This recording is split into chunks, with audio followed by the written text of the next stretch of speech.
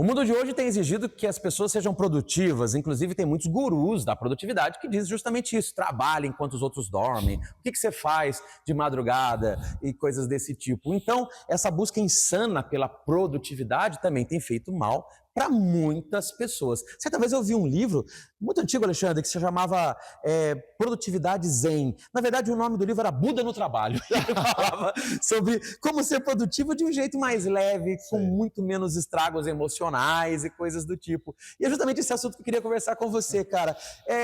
Como é que a gente faz para ter essa produtividade zen? Ou seja, ser produtivo com muito menos impactos negativos na nossa própria saúde, vida e coisas da nossa existência.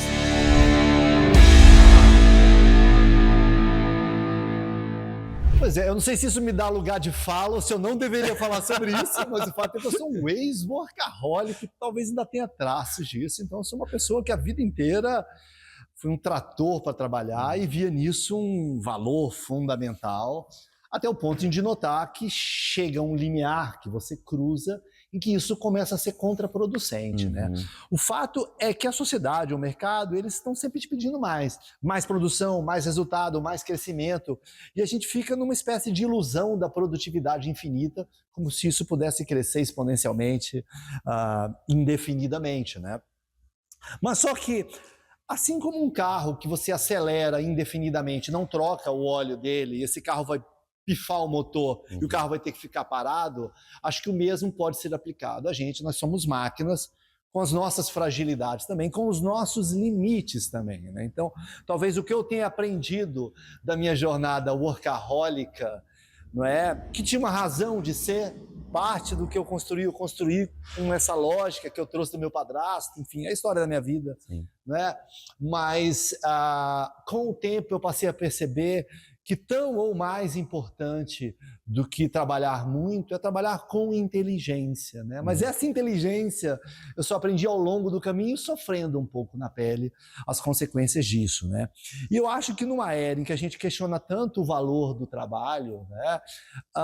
Talvez valha a gente questionar coisas do tipo, e se houver um jeito de eu produzir mais correndo menos, né? E se houver um jeito de a gente ser bem-sucedido sem destruir a saúde, né? Então, acho que esses são questionamentos válidos, né? Um livro que eu li que me trouxe um bocado disso foi uma indicação do nosso saudoso amigo Jorge Luiz, professor, que infelizmente se foi. Querido. É o Essencialismo, que ele tenta te trazer isso. O que é essencial para a sua vida? Né? O que é essencial para que você... Que na realidade é um exercício de desprendimento. Né? Você viver com menos, não é? É uma forma de viver com mais foco, com mais clareza, com mais tempo, às vezes até com mais dinheiro, que a gente se dispersa muito com o ruído que a vida moderna nos traz. Então, acho que a produtividade zen é uma busca nova até, de você conseguir ser produtivo sem ter que destruir o seu sistema produtivo no meio dessa jornada. Poxa, que legal, Alexandre. Eu acho que o que eu tenho a dizer vem só reforçar o que você está dizendo. Porque quando eu penso em produtividade, algumas ideias são muito claras para mim. Uma delas é justamente esse ponto que você falou. Existem pessoas que têm valores pessoais muito positivos e dignos de aplaudir do valor do trabalho. Isso é muito legal, mas tem risco. Tem um casal de amigos meus que são comerciantes e eu brinco muito com eles. Eu falo, o defeito de vocês é que são muito trabalhadores. E não que ser trabalhador seja ruim de maneira alguma, mas eu brinco com eles porque sim, eles são tão trabalhadores no sentido de que eles têm que ser o primeiro a chegar, o último a sair, eles têm que abrir a loja, têm que ficar no caixa, têm que olhar tudo, têm que inspecionar tudo, têm que vigiar tudo. Aí é lógico que fica difícil dar conta de tudo. Então, tem pessoas que como valor pessoal de que não, a gente tem que trabalhar, tal, e mais uma vez, isso é um valor importantíssimo, mas a gente também tem que saber que o trabalhar, ele precisa ter uma produtividade inteligente, e eu acho que a produtividade zen passa pela produtividade inteligente. Por exemplo, eu gosto de escrever, eu escrevo os meus artigos, produzo os meus vídeos, mas se eu tiver que editar o meu vídeo, eu vou levar um dia inteiro e não vai ficar bom. Por isso que tem o Felipe, que é o cara que está atrás da câmera ali. Mas custa muito menos do que eu perder perder um tempão fazendo uma coisa que eu não sei fazer direito e que eu vou perder muito tempo produtivo em que eu poderia estar ganhando dinheiro. Então, quando eu falo produtividade inteligente, e tem a ver com produtividade zen, na minha opinião, é justamente isso. Escolha também o que é para você fazer, o que é para outros fazerem. Será que não tem tecnologia que te ajuda a ganhar tempo? Talvez a gente está dando murro em ponta de faca, a gente está insistindo em velhas fórmulas, sendo que tem outros jeitos de fazer. A gente está centralizando demais coisas para a gente e nisso estressa. Uma outra reflexão que para mim é inevitável, Alexandre, me faz lembrar muito um conhecido nosso, amigo nosso, que a gente já viajou com ele, o Murilo Gun, palestrante, um pensador moderno, inteligentíssimo. E uma vez, assistindo uma palestra dele, junto com o pessoal do Reverb, aquela dupla de música maravilhosa, ele disse assim, muitas vezes a gente está na correria insana para chegar num ponto de chegada que a gente não percebe que a gente já passou o ponto de chegada e continua correndo. E essa é a reflexão que me tocou muito. E tem a ver com isso. Eu acho que a produtividade inteligente também tem a ver com a capacidade de você escolher o quanto você precisa produzir. Não é só ser produtivo. Ser produtivo é você produzir mais com menos recursos, óbvio. Mas passa por essa discussão do quanto você tem que produzir. Será que você não está querendo demais também? Aí vem a ideia do essencialismo, que você citou o livro que o saudoso Jorge Luiz te recomendou. E é justamente isso, cara. Às vezes a gente está correndo demais, querendo alcançar algo que é por luxo, é por vaidade, é porque alguém tem, eu acho que eu tenho que ter também. E não estou querendo pregar uma vida de monge budista, do zen budismo, que você tem que ter uma vida de pobreza, de caixa. Não, não é isso.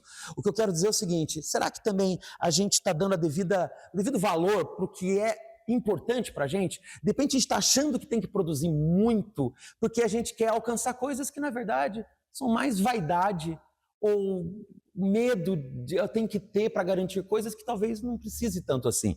Então, eu acho que a produtividade zen passa também por essa reflexão de o quanto que eu tenho que produzir. Se você descobrir que a vida ela pode se focar mais no essencial, certamente isso vai te dar muito mais tranquilidade para o quanto e em qual ritmo você precisa fazer as coisas. Perfeito, Marcelo. Acho que no final das contas, produtividade zen é você perceber que é possível produzir muito mais correndo menos e é possível, no final dessa jornada, ser feliz e chegar feliz, inteiro, pleno em todos os momentos da vida e não estraçalhado nessa jornada insana que você mesmo traçou para você.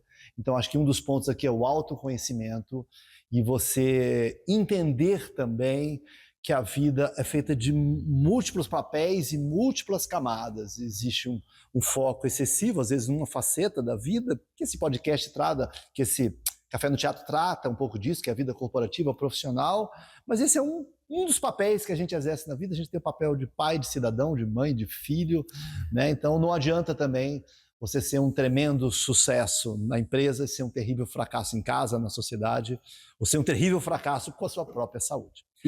E esse episódio?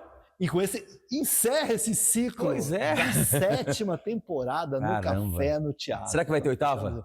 Opa, vai ter, até porque você vai encerrar no episódio 98, tem que chegar no 100, não pode parar no 98. Vai parar no 98. Então a gente convida você a assistir a 8ª temporada, que a gente nem sabe quando vai ser, mas provavelmente vai ter.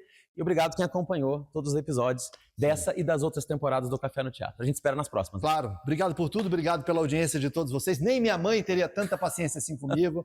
Então só posso agradecer.